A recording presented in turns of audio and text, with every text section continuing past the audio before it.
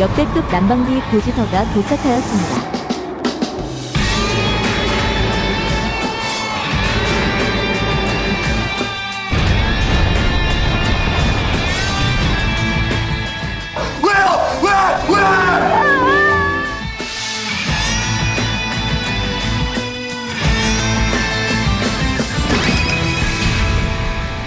새해 인사가 이걸로 바뀐 듯합니다. 대개 난방비는 안녕하십니까? 참 몰라도 너무 올랐습니다.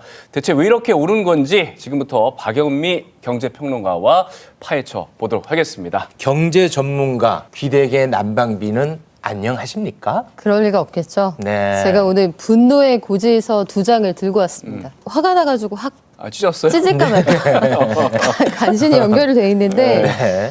요거는 가스요금 고지서, 네. 이거는 일반 관리비. 그러니까 전기요금하고 일반 관리비는 요 정도 나왔고요. 네. 여기 이거 받고 가스요금 한 20몇만 원 얹으면 대충 계산 나오시죠. 네. 그래프가 위로 확 올라가 있는 확 올라갔네요. 네, 보이실 거예요. 네. 작년 동기 대비 얼마나 오른 거예요? 지금 가스요금은 메가줄이라고 하는 단위를 사용하게 예. 되는데요. 지난해 4번이 올라서 14.22원이던 게 4월에 14.65원, 그리고 마지막으로 올린 가격이 19.69원까지 올랐습니다. 그거 뭐 한 5원 오른 거 아니야 이렇게 예. 말씀하실 수 있는데 인상폭으로 보면 38%가 넘습니다. 38%요? 단톡방이 난리가 났어요. 이 분노가 느껴지지 않습니까? 네. 음성 지원이 막 되는데 관리비가 50만 원이 나왔어. 오피스텔 월세 아니니? 아유, 월급 빼고는 안 오르는 게 없네. 또 다른 사례들 한번 볼까요? 고지서상에 난방비 실화냐? 아예 고지서를 올렸어요. 난방비가 61만 원이 넘게 나왔습니다. 아, 심하네요. 기타 다른 비용을 추가한 네. 총 관리비가 76만 원대였고, 근데 이 세대 딱 1년 전 12월 관리비를 보면 36만 원이었으니까 1년 새 2배 가까이 오른 셈입니다. 와. 네. 요즘에 사람들 모이는 데서는 난방비 배틀. 너 얼마 나왔니? 네. 나 50만 원 받고 나 75만 원 가고. 음. 그러니까 이게 웃을 일이 아닌데 아, 웃을 일이 서로 아닙니다. 많이 나왔다. 너무 네. 어처구니 없는 상황이 벌어지니까 저희 집에서도 귀한 물건을 하나 구했습니다. 네. 제가 정말 어렵게 구한 몽고메리거든요. 네. 내복에 내복. 네. 예. 그 도톰한 몽고메리 네. 아마 기억하실 거예요. 네, 네, 네. 약간 좋은 물건 소개해드리는 느낌이 있는데 네. 내복은- 집어넣으세요. 민망하니까요. 아, 그럴까요? 네. 네, 저희 애착템입니다. 네. 난방비가 워낙 오르다 보니까. 워낙 오르다 보니까 네. 이게 고지서 뒤에 써 있어요. 요금을 어떻게 줄여라. 내복 입으시고 실내 온도 내리세요. 아, 그래요? 네. 그럼 실제로 이 난방비가 얼마나 올랐던 겁니까? 그 수치로 좀 한번 소개를 해 주시겠습니까? 네, 어쨌든 LNG를 수입하는 가격이 올라간 데다가 환율이 지난해 워낙 비쌌잖아요. 네. 그 두 가지가 원재료가 비싸고 들여오는 도입 단가가 비쌌기 때문인데 2020년 9월로 되어 있습니다. 톤당 가격이 263달러.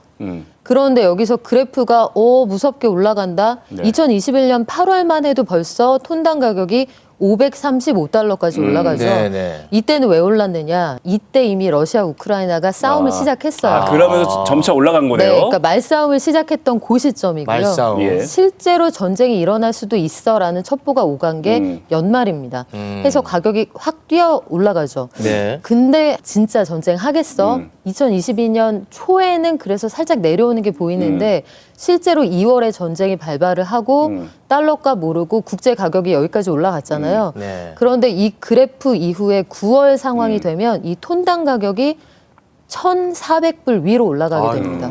그러니까 이 가격에 우리 환율 한때 1,400원 넘었잖아요. 네. 그걸 그 돈에 사오니 비쌀 수밖에 없는 거죠. 이게 요번 달 나온 요금이 12월에 사용한 요금이잖아요. 그렇죠.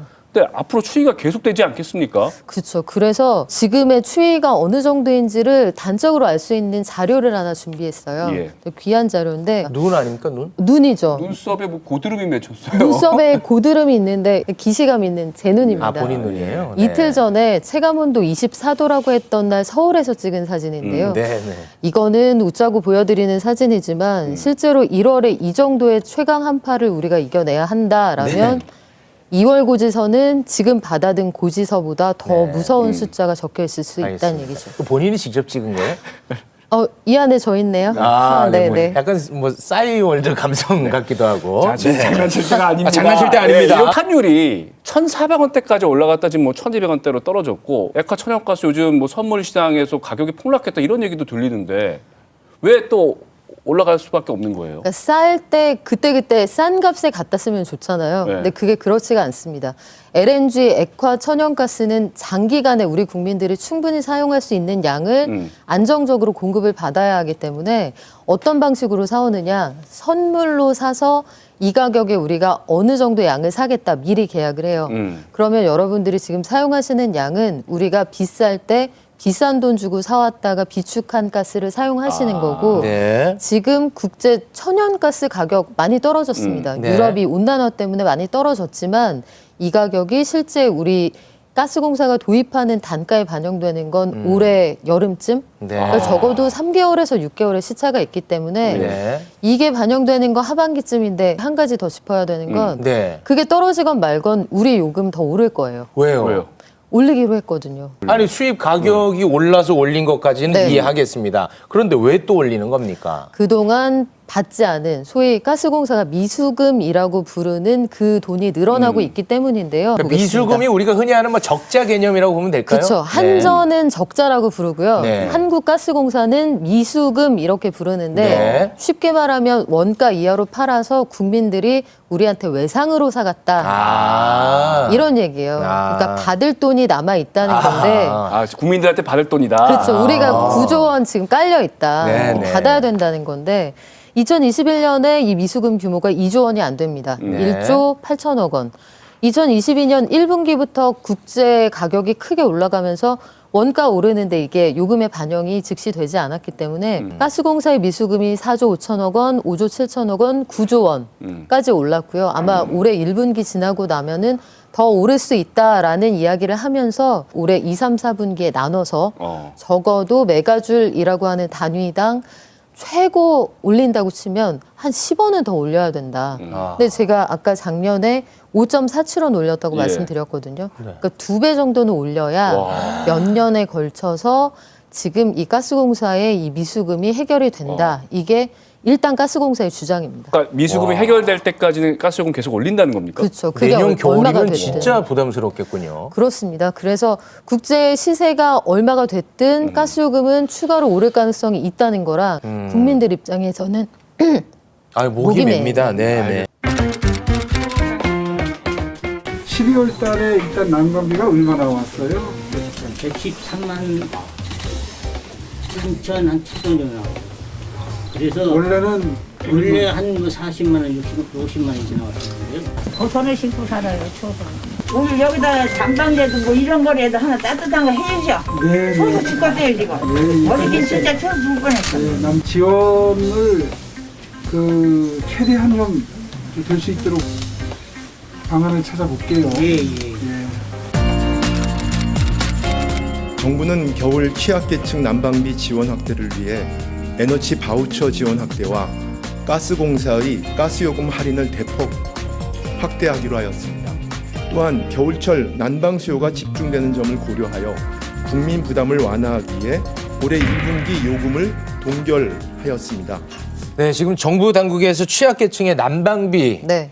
대책에 대해서 지금 내어놓고 있는데 어떻게 보셨습니까? 일단 뭐라도 하는 게 낫죠. 네, 이게 그렇죠. 오늘 발표된 대책인데요. 종전에도 겨울철에는 에너지 바우처라고 해서 취약계층들이 혹한기를 날 수 있도록 네. 에너지 요금을 지원해 드리는 제도가 있습니다. 네. 근데 이게 한 15만 원 수준이었어요. 네. 그래서 올해 요금이 올라갈 것 같으니까 종전보다 7천 원 얹어 드릴게요. 이게 정부의 계획이었습니다. 예. 그런데 7천 원 증액한다고 이 오름폭을 감당할 수 있겠느냐 비판이 있었고요. 네. 그래서 이런 지적을 수용해서 정부가 에너지 바우처 지원 규모를 2배인 30만 원 수준으로 올리고 네. 요거 지원받을 수 있는 분들도 종전에 한 82만 5천 가구 정도에서 100만 가구 이상으로 늘리기로 했습니다. 네. 차상위까지는 혹한기에 그래도 에너지 요금 걱정을 좀 줄여주겠다 이런 말인데 중산층도 문제예요, 사실은. 그러니까 에너지 취약계층은 직접적으로 요금을 도와드리는 게 맞는데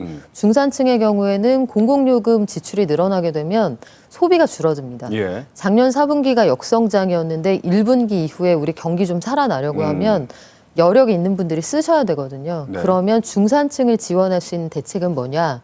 물가는 안 건드리는데 지원을 할 수 있는 방안 이런 걸 좀 찾아야죠. 그 말씀 듣다 보니까 왜 지원 대책이 이제야 나왔냐라는 생각이 들거든요. 네. 사실 가스요금 오른다는 얘기는 지난해부터 계속 올랐던 거고 정부에서도 이 사실을 이미 알고 있었을 거 아닙니까? 그럼 미리미리 좀 준비를 해야 되는 거 아닙니까? 그렇죠. 좀 섭섭한 부분인데 예.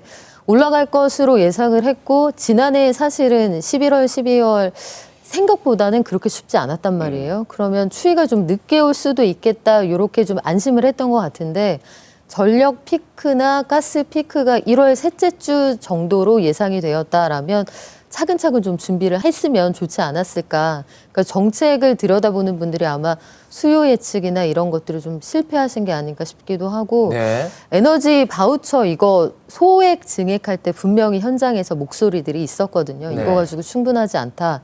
미리미리 좀 챙겨드렸더라면 지금 쪽방촌에서 아니면 단열 안 되는 어려운 집에서 저런 목소리는 좀 줄어들지 않았을까 네. 아쉬움이 있습니다.